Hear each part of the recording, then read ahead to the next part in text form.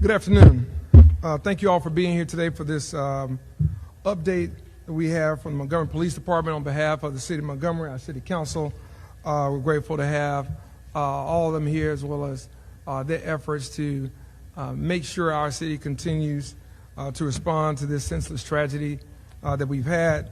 I want to start by expressing our prayers to those victims who are still recovering, certainly to the families, those that we've lost, and those who have been injured, and others who are still traumatized by this incident. But I do want to also give a lot of thanks to the community, to the city of Montgomery, for the way that so many residents, business owners, and others have rallied to defense of our city, as well as to helping us solve this crime. Without them, we might not be where we are right now in this process. So we're certainly grateful for all of their support. I think that's important that the city show its true strength and resilience during times like this, when you have times of adversity, and we're seeing that whether it's informal or formal outreach from so many people in this community. I want to start off by highlighting some of the things that we've discussed since this incident happened. We had thousands of people in Montgomery over this weekend at multiple events enjoying themselves. What happened was a handful of reckless individuals changed things not only for the victims but for themselves and for this community. We were proud that we had the coverage that we had with officers within 50 feet of this incident and the way that they responded. The men and women of the Montgomery Police Department are to be commended for not only what they did and springing in action at that moment, but what they have done since then, just through gumshoe police work. And it's been solid. It's been very steady. It has been the leadership of our police department with Chief Grayboys and Chief Brickus guiding us. We certainly are also grateful for those downtown business owners and for others who came forward with video, who came forward with other tips and suggestions and things along those lines that have been helpful. And so that's going to allow us to use all the resources that we currently have, both at the local, state, and federal level, to bring about the closure of this case and the capture of those who are responsible. We will push for maximum accountability, regardless how long this takes. I want to also highlight some of the things that the City Council has helped us do over the last several years. In fiscal year 2025, the City Council approved a 15% raise for all Montgomery Police Department officers and a 5% cost of living adjustment for other city employees. In this year's budget, the fiscal year 2026, funds for replacing the Montgomery Police Department's outdated communication system, and expanding surveillance infrastructure were proposed and passed. 10 years ago, the police budget stood at $44.6 million. This year, it stands at $59 million. So you've seen the type of increase that we have put into that budget and the type of investment we have put into our men and women. And that includes partly 40% raise since 2019 for police salaries and benefits. We've also invested almost $10 million in equipment modernization, from new patrol vehicles, tasers, AEDs, K9s, mobile data terminals, and surveillance tech, with much more proposed for this upcoming fiscal year, in particular when it comes to technology and utilizing that as a force multiplier. We've also been partners in the Together We Rise initiative, treating gun violence as a public health crisis, focusing on prevention, intervention, and community engagement. We've also advocated for gun safety, with $375,000 invested in advanced weaponry to counter illegal Glock switches, supported legislation to ban Glock switches, and require lost and stolen firearm reporting. We also have publicly challenged state preemption laws that limit local gun control. On top of that, I've been a part of a group of bipartisan mayors across the state who's advocated for the revocation of permitless carry gun laws that we currently have right now in our state. So we have done all of these things together to try to prevent as much as we can and to try to be as proactive as we can. But I want us to keep some of those things in mind because we're always looking for ways to improve. We're always looking for ways to make our city safer, to make our community safer for those that live here, for those that work here, and those that visit our city. And I believe that our city is a safe city. We know that there's work to do. One life lost is one life too many. We know that currently in this climate, one may not feel safe. And so we have to do a better job to make sure people feel safe, regardless of what's happening in the immediate community or the surrounding community. I'm no stranger to gun violence. Within the last 6 weeks, 7 rounds were found within 150 feet of my house, just one house over. Within that same time, there was a homicide on West Haven Lane, 1 block over. So whether you're the mayor or whether you're just an ordinary citizen going about their business, unfortunately, this becomes too much a part of what we have to deal with each and every day.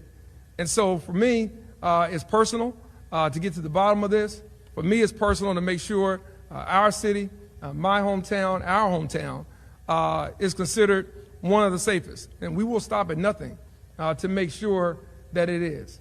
And we'll continue to work with our partners at the county, sheriff's office, our partners at the state, with the Alabama Law Enforcement Agency, as well as the ATF and the FBI. So whether it's federal, state, or local, we're going to work with each and every law enforcement agency we can. And we're going to work with those entities that want to work with us that are outside of law enforcement to continue to make this a safer city. So I want to just start there. Again, I want to thank our colleagues on the city council who have been helping, again, with the budget, who've been helping with ideas and initiatives, and who have been helping really get people to come forward and to talk and to show and to say what they may have seen and tell us what they may have heard. And all of that has been helping us move forward in this process. So with that, I'll pause and I'll turn it over to Chief Grayboys to update you on some other factual information. And at that time, we'll take any questions from the press for anyone that may have it. Chief? Thank you, sir.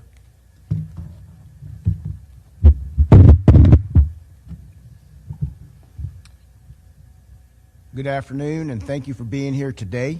I want to say thank you to the mayor and his administration, to the city council, to my staff, to Chief Brickus, to my detectives who have been working ceaselessly on this case, along with our partners. One thing I would want to say is we have to pull together because now is the time for unity in our shared purpose in holding the criminals responsible and fixing the damage that they caused. I'm thankful for the citizens that have reached out in support of our agency and the families of the victims. I'm grateful for the citizens who have been calling in tips. You are making a difference. Unity is what we need now because our clear purpose is holding people accountable who are responsible for this crime. We are 200% committed to this investigation. And we're here to provide a progress report for our ongoing investigation into the mass shooting incident that has deeply affected our city since 11:31 p.m.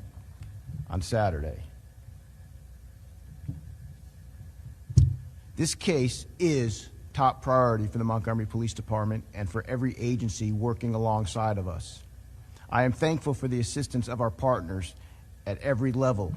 Standing with us is the Montgomery County Sheriff's Office, the Montgomery District Attorney's Office, the Alabama Attorney General's Office, the U.S. Attorney's Office, the Bureau of Alcohol, Tobacco, and Firearms, the Federal Bureau of Investigation, the U.S. Marshals Service, the Alabama Law Enforcement Agency, Alabama Fusion Center, and Central Alabama Crime Stoppers. I also would like to make a note for the Montgomery Fire and Rescue who went into the scene with us Saturday night to assist those who were injured and those who were hurt. They did that selflessly, and they did it on behalf of others. I mention all these names again and in list because that is all the resources that we are bringing to bear on this. There are a lot of them, and they are bearing fruit. Their continued collaboration and assistance demonstrates the strength of our shared goal of protecting the citizens of Montgomery and holding violent offenders accountable swiftly and safely. Our partnerships demonstrate that when we work together, we are stronger, more effective, and better equipped to deliver the results our community expects and deserves, and I have no doubt that together we will bring the suspects in this case to justice.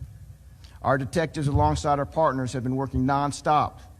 We have been organizing and using every resource at our disposal. We have strong leads. We have developed persons of interest, and I am 100% certain that by the conclusion of this case, we will be ending it with arrests and prosecutions. I'm very specific in my wording there. This investigation, though, is a methodical process. Our investigators, our analysis, the examination of all of the evidence involved, we have to be careful and we have to be right.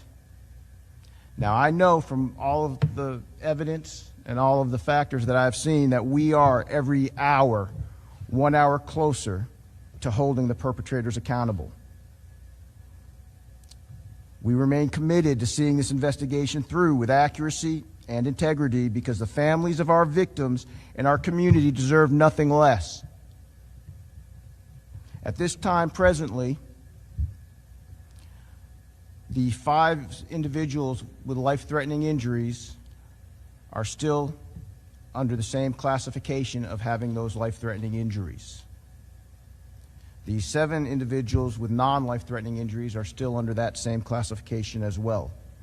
Our thoughts are with them as they continue to recover. Now, we are part of this community. Our officers, we live here. We raise our children here. We share the same hopes and dreams of a safer Montgomery. We urge anyone with information in this case to contact Crime Stoppers at 215-STOP. Again, that's 215-STOP. Or they can contact the Montgomery Police Department directly at 625-2831. Every piece of information helps move this investigation forward. This is an investigation where we do anticipate multiple individuals who are persons of interest and more than likely will be facing charges. We are relentlessly seeking justice for the injured and the deceased. Every victim deserves justice. Every family affected deserves answers. And I'll say this now to the criminals involved in this, all of us are coming for you. We will not rest. We will not relent until we get you. We are coming. We will give updates as they develop.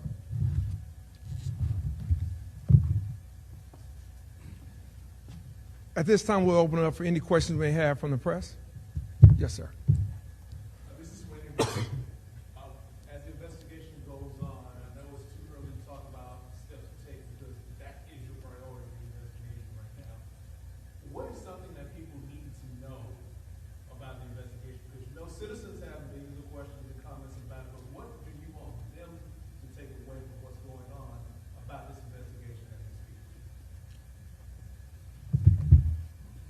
That this investigation has been steady, consistent, relentless in gathering all of the facts. And one thing I want people to be aware of, because like I stated earlier, because my detectives have been working so incredibly hard, and not just them by themselves. They've also been working really hard with investigators from all of our partners, with investigators from ALEA, with investigators from the Sheriff's Office, and with investigators even from the various attorneys' offices that have been assisting us. One of the things I can tell you is that the information coming in as frequent as it is like a fire hose worth of information. And all that information and all of that evidence has to be independently processed and utilized and basically fit into a very large puzzle. Due to the nature of this case, it is a very large and complex investigation because of the numbers of people involved. So I want people to understand that while we have to be careful about what we can reveal publicly because we do not want to compromise the investigation, we are steadily and methodically putting everything together that will allow us to have a positive prosecution of the individuals that we are going to arrest in relation to this case. Mayor, I want to give you a chance to respond to the Alabama Sheriff's Association because this statement about said that Montgomery has a quote criminal gang problem. Do you agree that Montgomery has a gang problem? You let me respond. Go. I've been working in Montgomery. I had my first career since 1991. That's when I started. And one thing I remember about the time in the 90s was that every cop in the city knew that there were gangs in Montgomery. Though at the time, a lot of times people would not want to talk about it. Gangs are a problem, period. And one of the things that we're getting out of this investigation, which has been so positive with all of our partnerships, is we're actually emerging tactics and strategies going forward to strike at those gangs. But the gang problems, unfortunately, it has been a national problem. But what we're learning over the last 2 days and the things that we're doing are going to have a very big impact. And so I'll say, yes, there are gangs. Nobody's denying it. And yes, they are a problem. But we are going to do everything we can to go after those individuals. And I believe that we're going to have some successful results in the near future.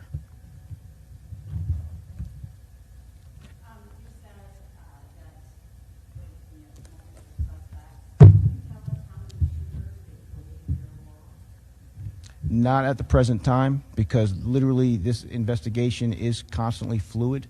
I can say without a reasonable doubt that there are multiple shooters involved, but I'm not going to give you the exact number yet until we have completed all of our analysis of all of the video evidence and all of the testimony of the witnesses. To give you an idea, when I said it was a complex investigation, okay, we had so many people out there, and we were literally tracking down every individual who's even out there just to question them. That takes time, and it has to be pieced together. But I guarantee you this, when we conclude this investigation, we're going to give a full breakdown of everything. And just to follow up on that, can you give us an idea of how many leads you've had so far? A lot of them. To give you an exact, that would be too low. We've had lots and lots of leads. In fact, actually, we have, I guarantee you, even though I'm not sitting at the phone bank now, we probably got leads coming in now. So just we have a lot of leads and we're following them. Let me address that as well. I think part of that is also a testament to the community. Again, our city council members that are here from the community. They've shared things with the police chief and the department. I've heard things that I've shared with the police department. Business leaders, community leaders, faith leaders have all been instrumental in leads. And I think that speaks to the type of city that we are.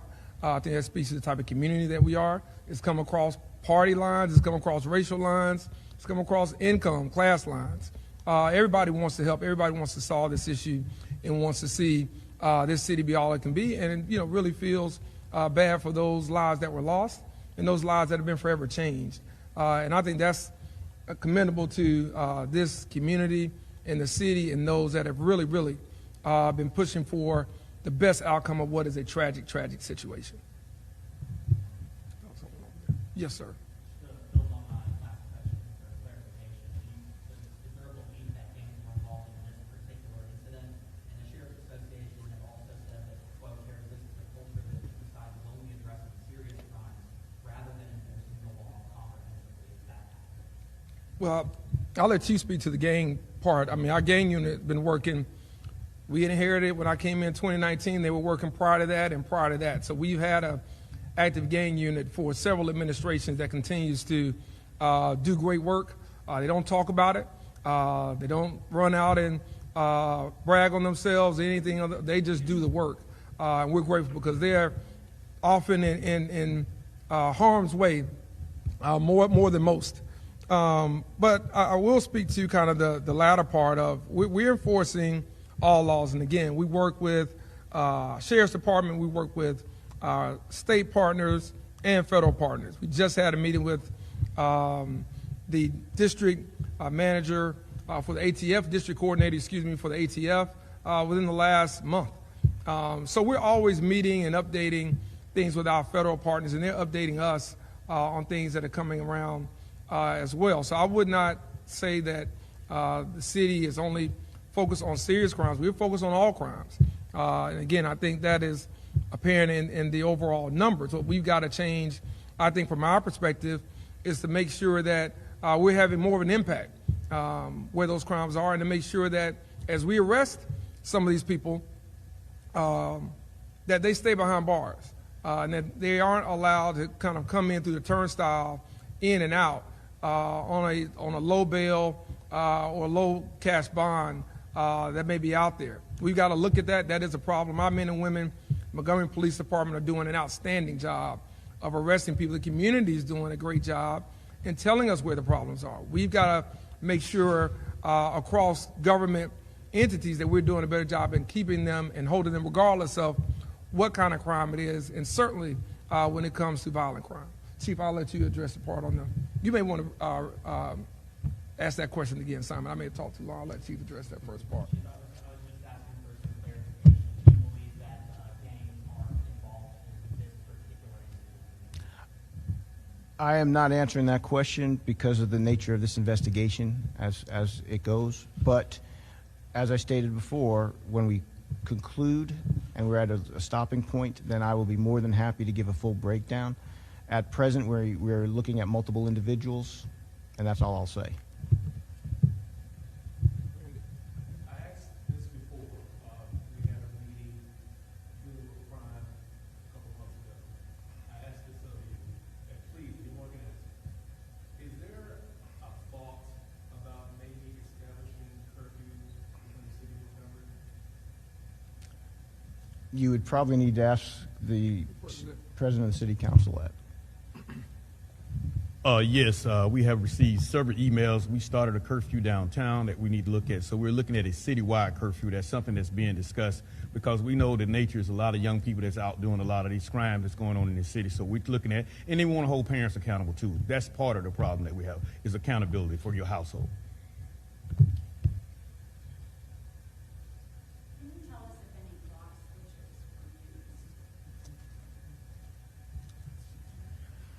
were used? We're not going to get any specifics today. This is an ongoing investigation. The specifics are going to come out when we've concluded the investigation. I believe the city was installing surveillance cameras in the district a couple months ago. Are those operational and they can capture the shooting? And is there anything more to be done about it? We have many operational surveillance cameras downtown and in all of the areas we need them to be. Now, it doesn't mean we're not going to look for any areas that are not covered.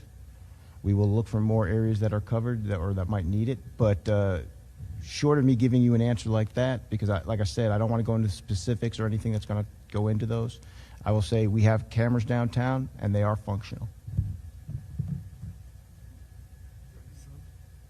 Mayor, the governor's session reached out to you yesterday morning. Have you contacted her back or what are your thoughts on Well, as it relates to the governor's office, we reached out today through some of our staff members to their staff. I think we have a meeting set up. She's been, I think, busy on some other matters today, so I think we'll have a call here in the next 24 to 48 hours, my understanding. And you had another question? Yes. I was wondering what your thoughts were on the announcement from the league that they would be expanding their presence in downtown areas. Yeah, I think, and I'll let Chief add on to this as well if I missed something, but we've been working with them already. That program, I think, has been helpful, not just even in terms of downtown, but again, I think around this community, around the city, as well as working with the Sheriff's Department also. I think for partnership with ALEA, depending on how it's structured, can be beneficial. I think our men and women, Montgomery Police Department, been doing a very good job, and under the right circumstances, more collaboration can be impactful. It's already proven out now with federal law enforcement involved. In this case, just happened. We've been able to take those leads and process them a lot quicker with state and federal help. So, yeah, I think for what we've been doing has been solid, and if there are ways to improve that, then we're open to hear about ways to improve it. Chief. We work well with Aaliyah, and we're greatly appreciative of their assistance. We have been working with them for literally well over a year, actually. First, when we were working with them on Max, and at the same time, though, working with them on other operations as well. So we welcome them expanding their patrol anywhere they would like. So we're really pleased to hear that. We'll take these last two, and then this guy's going to do it.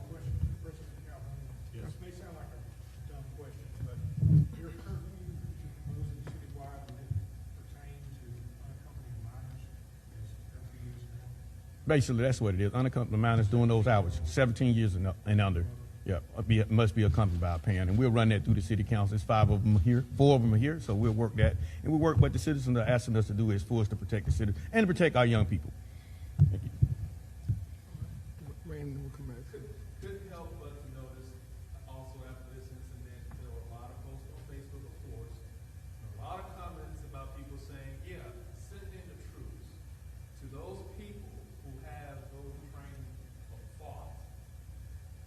What would you tell them? Because you all busy, you're doing your job. To them who will say, yeah, it's time to bring the troops in. What message would you have for them?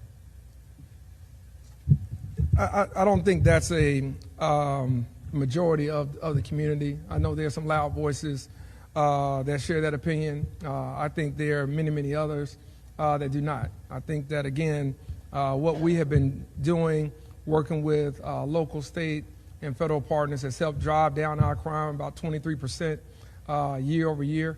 We want it to be double, triple that. And those things have been working. Men and women in the National Guard is not necessary in Montgomery. I don't think it's necessary in any American city. And so I think there are ways to work with local law enforcement and community leaders. And I think there are ways for us to invest in things before we're talking about someone committing a crime. I think there are ways that we can deploy more resources to help people, whether that's mental health, whether that's through education, whether that's through after-school programs and initiatives, whether that's through more funding for workforce development and job skill training. There are a lot of things that lead people into a life of crime. And so to just focus it all on the back end, I don't think is the proper way to address this issue in Montgomery. I don't think it's the proper way to address the issue in any city in Alabama or any city in this country. Yeah. Okay. Because the suspects are still out there, do you believe that there's a current threat to citizens here in Montgomery, and are there extra patrols that are taking place right now? We are taking the appropriate actions as we speak and as we're going forward. I won't say further than that, but this case is under investigation, and we're doing everything we need. Thanks, everybody. We appreciate y'all coming out. Thanks for all the good work. Mr. President, what's